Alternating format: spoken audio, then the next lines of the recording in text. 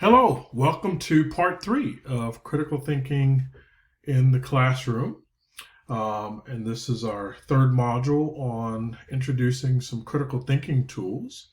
So in this module, we're going to focus on what I consider actually to be the largest category of critical thinking tools and strategies, and that's sort of the expository kind. I would imagine that as a teacher, you're likely going to have to spend a good amount of your time explaining things, helping to make sure that students understand different things. And so I would venture a guess that the majority of your usage of critical thinking tools and strategies is also going to fall into the expository category. I've personally found that the majority of tools out there would probably fit in this category. So I thought it might be helpful to kind of begin with a little bit of an organizing scheme, even within expository. And it comes, if we think about the idea that there are different knowledge dimensions. And so there's what's called factual knowledge, where we might focus more on things like terminology and specific details about something. There's conceptual knowledge, which focuses on classifications and categories, sometimes the usage of typologies, principles and generalizations, and then theories, models, and structures would be all forms of conceptual knowledge. And then there's procedural knowledge, right? This is usually subject-specific skills and algorithms to how one might do that, techniques and methods, criteria for determining when to use these. Procedural knowledge, because it tends to be a little bit more specific to a given subject, is something where usually if they're critical thinking tools, they are normally developed within the discipline. But I do think there are some things that are a little bit more general, things like process mapping, which I won't take the time to deal with in this module, but I thought I'd at least mention that as a potential tool that you might sort of take a look at. But we're going to definitely deal with these first two because I think they answer to the question of, are there universal rules? And there definitely are some that we might look at. More specifically, in this module, I want to talk about two particular tools, something that you may already be somewhat familiar with, and that is the say, do, mean construct, but then also to talk about something called construct defining. How does one define a construct? Okay, so the say, do, mean is actually very similar to something else that's also out there, the sort of what, so what, noun what. So if you're not familiar with the say, do, mean, you might be familiar with that one. I think they're very similar and they actually overlap quite a bit. Both of them might be considered forms of textual criticism. In other words, they're normally techniques and tools that one might use when one is attempting to understand a given text. Even though they're both sort of similar, I'm going to focus more on the say, do, mean technique. And the idea here, right, is that when one is reading a text, this might be a way to extract, if you will, what's important to know about the text. In other words, what does this text say in the sense of what is the main gist of the text? What are maybe the inferences of the text? What's the major theme of the text? The do part is really interesting because it really has more to do with trying to get into the head of the author of the text and ask, so what is the author doing in this text? Is the author drawing an analogy? Is the author trying to make a case for something? Is the author providing evidence, right? So what does the text do, right, in its format? And then the latter thing is, what does it mean, right? So what lessons learned might be extracted from the text? What might be next steps that we might have? Said another way, what are some of the implications of the text? So I thought I might illustrate this one. And so on this slide here, we have kind of a short essay that was written by a student who is attempting to kind of describe a passage that they read, something that we typically might ask our students to do. And without taking you too far through this text, I can tell you that it's a fairly unorganized text, right? It's not really clear what it is that the student is trying to communicate. And that's because, frankly, it's probably not clear to the student what's important to gather. Right, but if the student were asked to kind of follow the guidelines, right, and that is to try to summarize in brief, what does the text say, what does the text do, and what does the text mean, right, then we might get something yielded like this.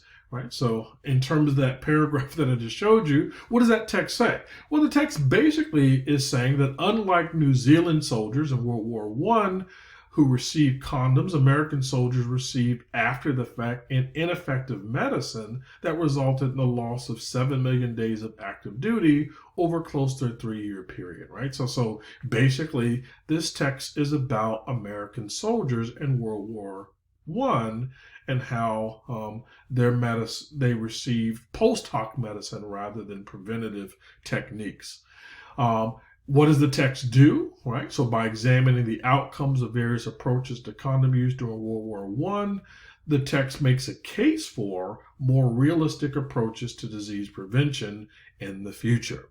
What does the text mean? Right. It means we should choose realistic over idealistic approaches to disease prevention and perhaps all problems in the future.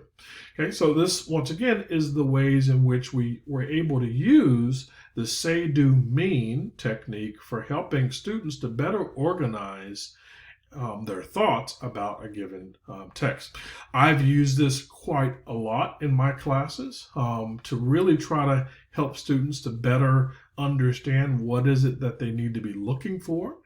The do part in the middle is a good technique for getting students to be able to engage in criticism of the author, right? So in this case, you're really trying to get a sense of what is the author intending to do, and this lends itself quite well to being able to step back and ask the question, how well did the author do what they attempted to do? In this case, how well did the author make a case for more realistic approaches to disease prevention in the future?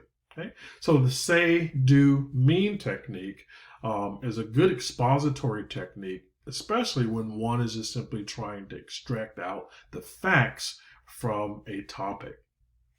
What I want to do now is actually move to the second technique, which really is much more of a conceptual technique, and it has to do with our ability to define constructs.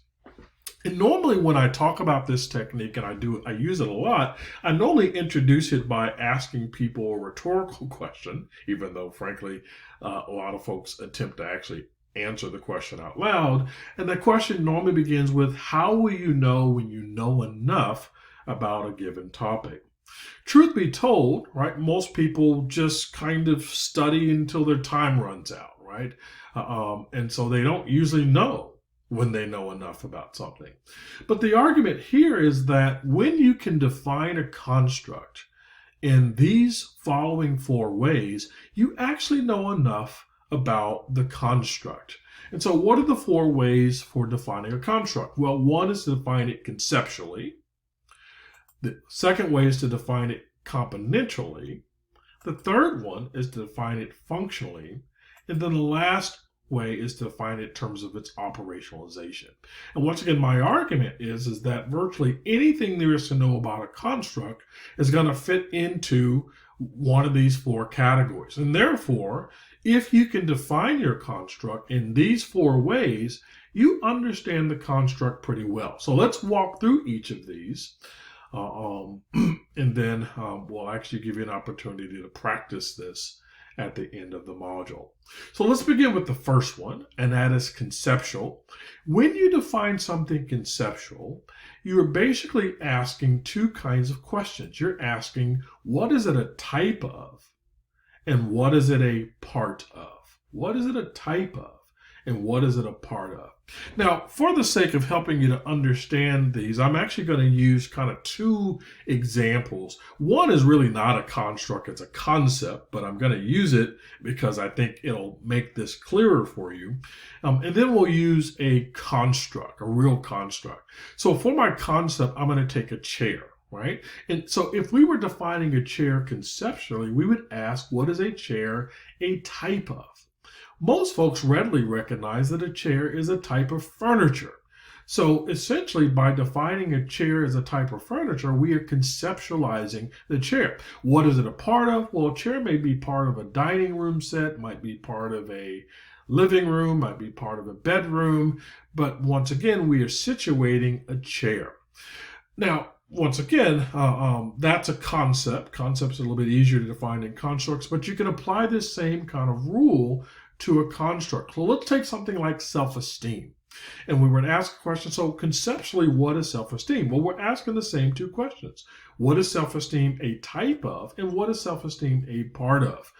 As it turns out, self-esteem is a type of evaluation. It puts it in the same category as an attitude. So essentially, self-esteem is an attitude, but unlike an attitude toward a car, or a chair for that matter, it's an attitude that you hold toward yourself. Okay? Let's move to componential.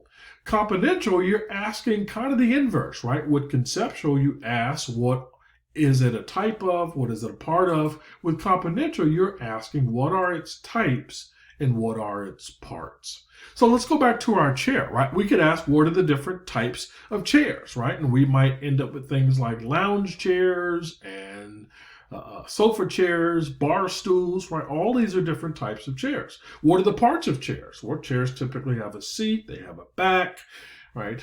You can even get more granular, right? Chairs are made of wood, they have screws, right? All of these are things that we would use to define a chair componentially. Well, once again, going back to our construct, you could do the same thing with self-esteem. What are the different types of self-esteem? Well, people talk about there being a distinction between, say, your appearance self-esteem and your performance self-esteem, right? These would be different types of self-esteem. What are the parts of self-esteem?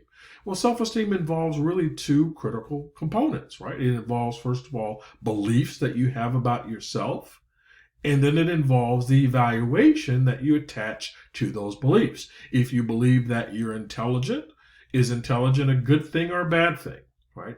As it turns out, these are going to be the core components of self-esteem for you. Okay, let's move to functional. With functional, we're asking, once again, two questions. What are its antecedents and what are its consequences? Now, this is a little bit different for our concept. I mean, basically, these are fancy ways of saying, what's the purpose of something? So if I were to ask you, what's the purpose of a chair? Right? You'd very readily say, well, it's to sit on. But things can have multiple purposes, right? Though a chair may have been designed to sit on, right? We can also use a chair to stand on, right? We can use a chair to do a variety of different things and not just sit on. When we're asking this for a construct, we're really asking about its antecedents and its consequences. In other words, what might be the causes of self-esteem as our construct, right? Those are antecedents. And then what might be the consequences of self-esteem, right? For example, we know that things like positive and negative feedback impact a person's self-esteem. So feedback would be an antecedent. We know that one of the consequences of self-esteem, right, might be doubt yourself if you have low self-esteem. There are also consequences of high self-esteem, right? People with very high self-esteem tend to be risk takers. Okay, so in this way, we have functionally defined a chair and self-esteem. Let's move to the last one, and that's the operationalization, which is just a fancy way of saying basically, how would you know it if you saw it, right? So you have to imagine someone who's never seen a chair before. The question is so how would a person know a chair if they've never seen one, right? An awkward kind of question. But if we shift to self-esteem, this makes sense. How do you know self-esteem if you see it, right? How do you know if someone has high or low self-esteem? We're really asking, how do you measure it? And self-esteem has a lot of scales that are developed by psychologists that allow you to measure a person's level of self-esteem. Okay? So in this way, we've defined our constructs conceptually, componentially, functionally, and in terms of their operationalization.